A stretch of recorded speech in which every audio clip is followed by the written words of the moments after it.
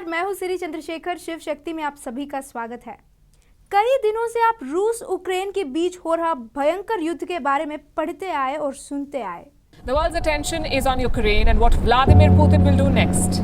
This war is affecting each one of us. Inflation is rising, shortages are growing, and everyone is being forced to pick sides.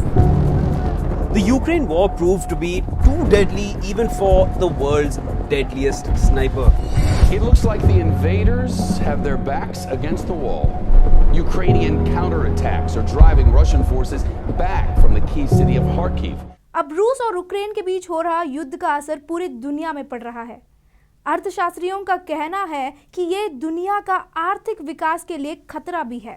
अब इससे हमें यह समझना चाहिए कि जैसे भारत में बस रहे विदेशी मिशनरियां हो या उनके औलाद हो, जैसे वे प्रचार करते हैं कि सनातन धर्म पाखंड है, इंटॉलरेंट है, असल में वैसे वही लोग हैं जो उस काला किताब को मानते हैं।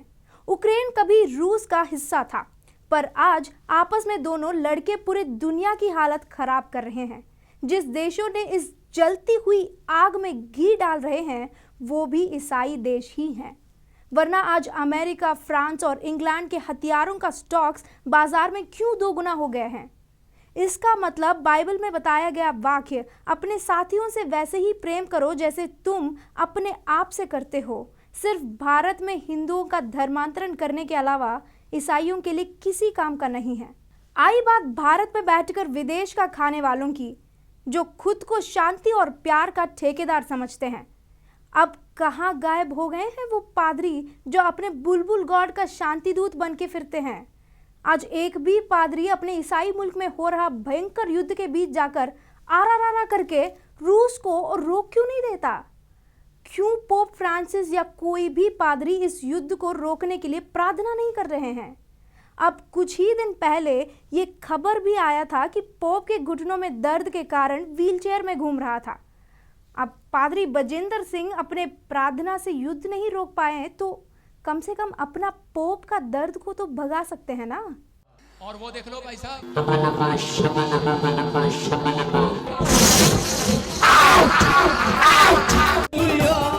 अरे रे, इसीलिए पोप को घुटनों में दर्द हुआ था। विश्व युद्ध 1 से लेकर विश्व युद्ध 2 और चाहे जितने भी धर्म युद्ध हो, और अभी विश्व युद्ध 3 का शुरुआत भी उन्हीं से शुरू हुआ था जो शांति और प्यार का ठेकेदार कहते हैं। क्यों युद्ध हमेशा इन्हीं प्यार बांटने वालों से ही शुरू हो रहा है?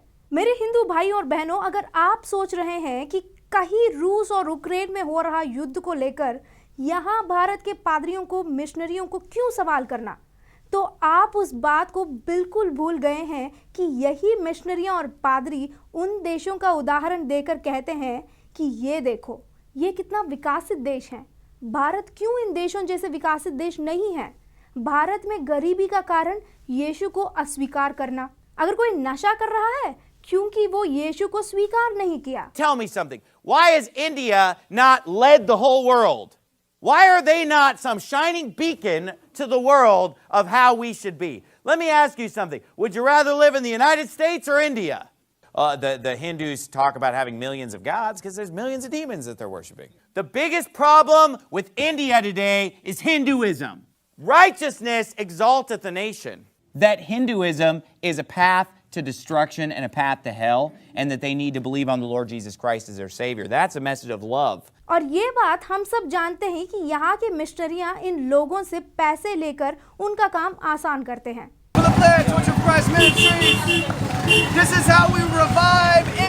NATO भविष्य में रक्तपात और राष्ट्रों के बीच शत्रुता से बचने की उम्मीद में द्वितीय विश्व युद्ध के बाद बने उत्तर अमेरिकी और यूरोपीय देशों का एक राजनीतिक और सैन्य का गठबंधन है, जिसमें ईसाई देश बहुसंख्यक में शामिल हैं।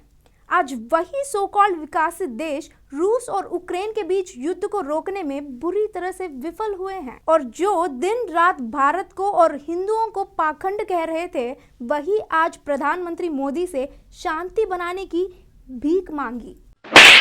तो इस पूरे मिशनरियों को और उन पादरियों को जो दिन रात हिंदुओं के धर्मांतरण करने के लिए तड़प रहे हैं, पूरे भारत को ईसाई राष्ट्र बनाने में लगे पड़े हैं, सपने देख रहे हैं, मेरा बस इतना कहना है कि पहले झांक के देखिए कि जिस विदेश से आप उस किताब को लाकर हम पर थोपना चाह रहे थे, वही लोग आज आपस में लड़के मर रहे हैं।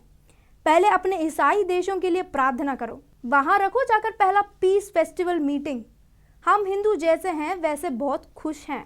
आशा करती हूँ आप इस वीडियो को ज़्यादा से ज़्यादा शेयर करेंगे और उन लोगों तक पहुँचाएंगे जो इन मिशनरियों के निराधार बातों में आकर अपना जिंदगी बर्बाद कर रहे हैं। अगले वीडियो में फिर मिलेंगे। जय श्री राम।